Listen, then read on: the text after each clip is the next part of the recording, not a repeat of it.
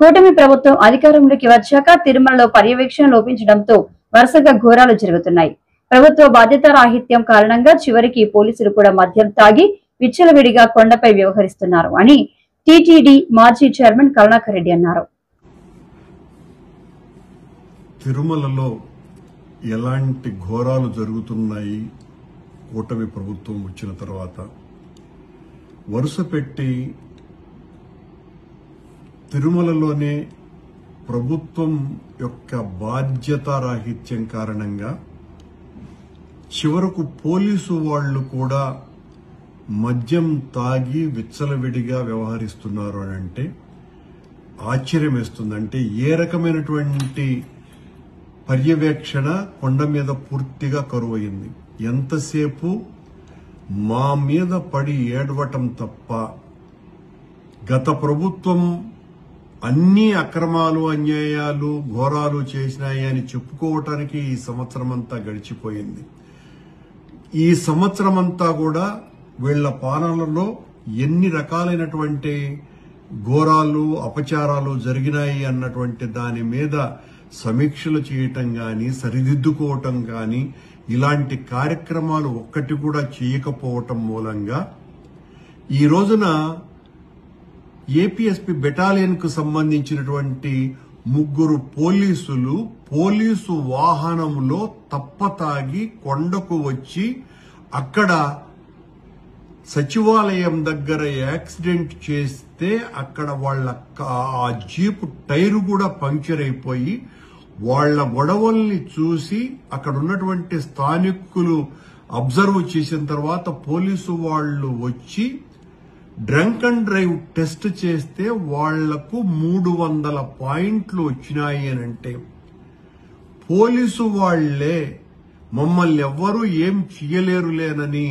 కొండ మీద ఈ రకంగా తప్పతాగి వస్తున్నారు అని అంటే ఇక ఏ రకంగా ఈ ప్రభుత్వం ధర్మ పరిరక్షణకు పూనుకున్నది, తిరుమల పవిత్రతను కాపాడాలని నిశ్చయించుకున్నది, గత ప్రభుత్వ ప్రక్షాళన చేస్తున్నాము అని నిరంతరం వాగుతూ కాలం గడిపినారు.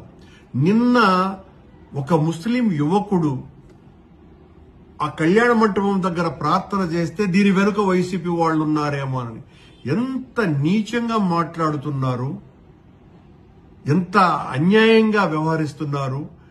మీరు మీ హయాంలో జరుగుతున్నటువంటి తప్పులు జరగకుండా ఉండటానికి ఏం చెయ్యాలన్నటువంటి విషయాల పట్ల శ్రద్ధ వహించకుండా నిన్న ఆ రకంగా మాట్లాడాడు ఒక బోర్డు సభ్యుడు. ఆ బోర్డు సభ్యుడు ఇంత దారుణంగా మాట్లాడతారని ఊహించటానికి కూడా కష్టంగా ఉంది. ఈ రోజున 3 పోలీసు వాళ్లే ఏపీఎస్పీ బెటాలియన్ కు సంబంధించినటువంటి 3 పోలీసు వాళ్లు తప్పతాగి కొండ మీద వీరంగం చేసి అక్కడ డ్రంక్ అండ్ డ్రైవ్ లో దొరికినారు అని అంటే ఇక ఎవరు రక్షిస్తారు కొండని? ఎవరి పర్యవేక్షణ ఉన్నది?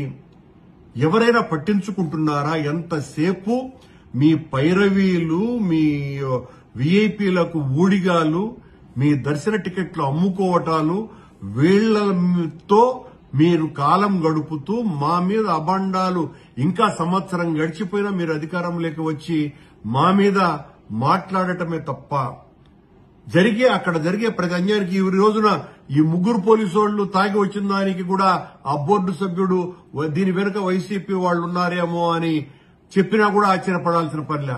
దీని మీద కేసులు కడతాం, దీని మీద కఠినమైనటువంటి చర్యలుంటాయి అని నిన్న సంఘటన మీద ఆ బోర్డు సభ్యుడు మాట్లాడుతున్నాడు.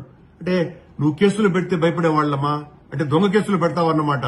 నీ హయాంలో జరుగుతున్నటువంటి తప్పుల్ని సరిదిద్దుకునేటువంటి కార్యక్రమాలు చేయకుండా అక్కడ జరుగుతున్నటువంటి తప్పులని ఎత్తి చూపిన దానికి వైఎస్ఆర్ కాంగ్రెస్ పార్టీ నాయకుల మీద కేసులు పెట్టి జైళ్లలోకి పంపిస్తావా?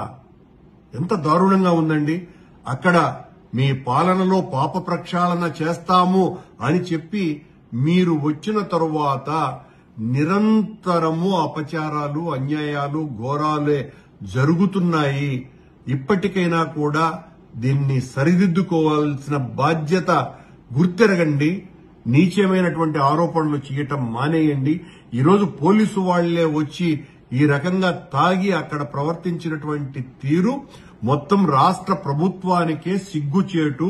తిరుమల క్షేత్రానికే అవమానకరమైనటువంటి విషయం ఇది. ఇలాంటి వాట్ల పట్ల ఇప్పటికైనా కళ్లు తెరవవలసిందిగా రాష్ట్ర ప్రభుత్వాన్ని కోరుతున్నా.